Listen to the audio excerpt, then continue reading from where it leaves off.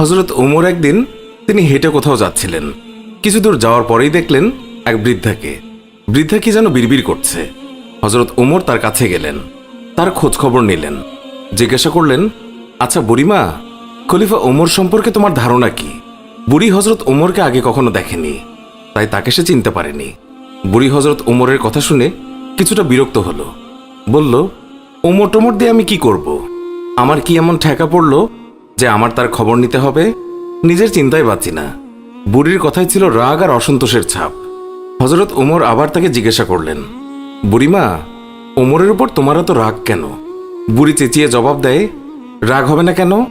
এই যে সে খলিফা হয়েছে, তো আমায় কি একটা পয়সাও দিয়েছে? নাকি কোনোদিন আমার খোঁজ খবর নিয়েছে যে আমি কি হালতে আছি? ও মানুষ না। হযরত ওমর বুড়ির কথা শুনে বড়ই চিন্তিত হলেন। ঠিকই তো, আমি তো তার তেমন খোঁজ খবর নিতে পারিনি। তিনি কিছুটা নরম হয়ে বুড়িকে আবার জিজ্ঞাসা করলেন, আচ্ছা, তুমি কি অবস্থায় আছো ওমর কি করে জানবে? তুমি গিয়ে ওমরকে সব জানিয়ে আসলেই তো পারতে। বুড়ি জবাব দেয়, কেন? আমি জানাতে যাব কেন? ওমরই তো আমিরুল মুমিনিন, সেই তো সবার খোঁজ খবর নেবে, আর এই জন্যই রাষ্ট্রের দায়িত্ব গ্রহণ করেছে। রুক্ষ ভাষায় বৃদ্ধা জবাব দিল। হযরত ওমর শান্তভাবে আবারও বললেন, আচ্ছা, ওমর খলিফা হওয়ার পর তুমি যে কষ্ট পেয়েছ, সেই কষ্টের বিনিময়ে তুমি কত টাকা পেলে ওমরকে মাফ করে দেবে? বৃদ্ধার সাথে এইসব কথা চলছে। এমন সময় হযরত আলী এবং আব্দুল্লাহ ইবনে মাসউদ রাদিয়াল্লাহু তাআলা আনহু তারা এসে হাজির হলেন। তারা হয়তো কোথাও যাচ্ছিলেন। এসে সালাম দিলেন, আসসালামু আলাইকুম ইয়া আমিরুল মুমিনিন। আগন্তুক দুই ব্যক্তির মুখে আমিরুল মুমিনিন শব্দ শুনে বৃদ্ধা তাজ্জব হয়ে গেল। সে ভয়ে কাঁপতে লাগলো আর ভাবতে লাগলো যে ওমরের সামনে তাকে এত গালমন্দ করেছে। দারুণ অনুতপ্ত হলো বুড়ি। হযরত ওমর বৃদ্ধাকে সান্ত্বনা দিলেন আর বৃদ্ধার হাতে 25টি স্বর্ণ মুদ্রা দিয়ে বললেন, বুড়িমা, তুমি এই চামড়ায় লিখে দাও যে কিয়ামতের দিন ওমরের কাছে আমার কোনো দাবি নেই। বৃদ্ধা তখন তাই করল। চামড়ার উপরে তা লিখে দিল বৃদ্ধা, আর হযরত আলী রাদিয়াল্লাহু তাআলা আনহু সাক্ষী হিসেবে তার উপরে দস্তখত করলেন। হযরত ওমর রাদিয়াল্লাহু তাআলা আনহু মুহাম্মদুর রাসূলুল্লাহ সাল্লাল্লাহু আলাইহি ওয়াসাল্লামকে অনুসরণ করে তালি লাগানো জামা পরতেন। যখন তিনি মুসলমানদের প্রাণকেন্দ্র বায়তুল মুকাদ্দাস জয় করার জন্য বের হচ্ছিলেন, সেই সময় তার পরিহিত জামায় 17টি তালি লাগানো ছিল। যখন তিনি তালিযুক্ত জামা পরিহিত অবস্থায় জেরুজালেমের উদ্দেশ্যে রওনা হয়েছিলেন, সাহাবাদের মধ্যে থেকে কেউ একজন হযরত আলী রাদিয়াল্লাহু তাআলা আনহুকে বললেন, ইয়া আলী, হযরত ওমর রাদিয়াল্লাহু তাআলা আনহুকে বলুন অন্তত আজকের দিনে তালিযুক্ত কাপড় খুলে একটু ভালো কাপড় পরিধান করার জন্য, কারণ তিনি ইহুদি খ্রিস্টানদের দেশে যাচ্ছেন। তারা হয়তো আমিরুল মুমিনিনকে দেখে বিরূপ মন্তব্য করতে পারে।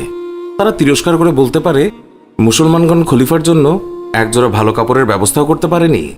আপনি খলিফাকে বুঝিয়ে বলুন। সাহাবাদের পিড়াপিড়িতে হযরত আলী রাদিয়াল্লাহু তাআলা আনহু কথাটি বলার জন্য হযরত ওমরের কাছে গেলেন, কিন্তু এমন কথা বলার সাহসী পেলেন না, কারণ হযরত ওমর রাদিয়াল্লাহু তাআলা আনহু তিনি এমনিতেই গরম। তারপরেও এমন স্পর্শকাতর বিষয়ে মুখটাই বা খুলবেন কিভাবে? অনেক চেষ্টা করলেন, কিন্তু কোনোভাবেই বলতে পারলেন না। ফিরে এলেন সাহাবাদের কাছে, নিজের অপারগতা প্রকাশ করলেন। হযরত আলী রাদিয়াল্লাহু তাআলা আনহু বললেন, আমি যখন বলার জন্য তার কাছে গিয়েছি তখন আমার কথা বলার শক্তি হারিয়ে ফেলেছি। এবার সাহাবাগণ পরামর্শ করলেন, তাহলে এই কথা খলিফার কাছে কে বলতে পারে? সকলেই খেয়াল পেশ করল হযরত আয়েশা রাদিয়াল্লাহু তাআলা আনহা এবং হযরত হাফসা রাদিয়াল্লাহু তাআলা আনহা বলতে পারবেন। তারা সকলে মিলে হযরত হাফসা রাদিয়াল্লাহু তাআলা আনহুর কাছে গেলেন। হযরত হাফসা রাদিয়াল্লাহু তাআলা আনহু বললেন, আমি রাসূলুল্লাহ সাল্লাল্লাহু আলাইহি ওয়াসাল্লামের স্ত্রী এবং খলিফা ওমরের মেয়ে, কিন্তু আমার পিতাকে এই কথা বলার সাহস আমার নেই। আমি এই কথা বলতে পারবো না। হযরত আয়েশা রাদিয়াল্লাহু তাআলা আনহা বলতে পারবেন। সাহাবায়ে কেরাম হযরত আয়েশার কাছে দরখাস্ত করলেন। অতঃপর তিনি হযরত ওমর রাদিয়াল্লাহু তাআলা আনহুকে ডেকে পাঠালেন। হযরত ওমর রাদিয়াল্লাহু তাআলা আনহু হযরত আয়েশা রাদিয়াল্লাহু তাআলা আনহার পয়গাম পাওয়ার সাথে সাথেই উপস্থিত হলেন। ভারত উপমহাদেশের বিখ্যাত হাদিস বিশারদ শাহ ওয়ালিউল্লাহ মুহাদ্দিস দেহলভি একটি গ্রন্থে লিখেছেন যে হযরত ওমর রাদিয়াল্লাহু তাআলা আনহু আম্মাজান আয়েশা রাদিয়াল্লাহু তাআলা আনহার সামনে দোজানো হয়ে তিনি বসে পড়েন। আয়েশা রাদিয়াল্লাহু তাআলা আনহা বললেন, আমিরুল মুমিনিন, আপনি যেহেতু খ্রিস্টিয়ানদের রাজ্যে যাচ্ছেন, এই জন্য আপাতত এই তালিযুক্ত জামা পরিবর্তন করে অন্য একটি ভালো জামা পরিধান করুন। আম্মাজান আয়েশা রাদিয়াল্লাহু তাআলা আনহার কথা শেষ হতে না হতেই খলিফাতুল মুমিনিন কেঁদে ফেললেন। আয়েশাকে বললেন, আম্মা, আপনি কি আমাকে রাসূলুল্লাহ সাল্লাল্লাহু আলাইহি ওয়াসাল্লাম থেকে দূরে সরিয়ে রাখতে চাচ্ছেন? আপনার কি রাসূলের সাথে কাটানো দিনগুলোর কথা মনে নেই, যে দিনের পর দিন নবীজি সাল্লাল্লাহু আলাইহি ওয়াসাল্লাম উপবাস থেকেছেন। 3 দিন পর্যন্ত নবীজি সাল্লাল্লাহু আলাইহি ওয়াসাল্লামের চুলায় আগুন জ্বলেনি। হে আয়েশা, আপনার কি সেই দিনগুলোর কথা মনে নেই যে নবীজি সাল্লাল্লাহু আলাইহি ওয়াসাল্লাম তালেযুক্ত কাপড় পরিধান করেছেন? আম্মাজান, ওমর এই ছেঁড়া ফাটা তালেযুক্ত পোশাক পরে যেই স্বাদ অনুভব করে তা বোঝানো সম্ভব নয়। ওমর আর অন্য কিছুতে এমন স্বাদ অনুভব করে না। সিরাতের কিতাবসমূহে লিপিবদ্ধ হয়েছে যে খলিফা হযরত ওমর রাদিয়াল্লাহু তাআলা আনহু যখন রাসূলুল্লাহ সাল্লাল্লাহু আলাইহি ওয়াসাল্লামের অসহায়তার কথা আলোচনা করছিলেন, তখন হযরত আয়েশা এবং হাফসা দুইজনেই অঝরে কাঁদছিলেন। অতঃপর খলিফাতুল মুমিনিন হযরত ওমর রাদিয়াল্লাহু তাআলা আনহু তালিযুক্ত কাপড় পরিধান করেই মুসলমানদের প্রাণকেন্দ্র বাইতুল মুকাদ্দাস বিজয় করার জন্য বের হলেন।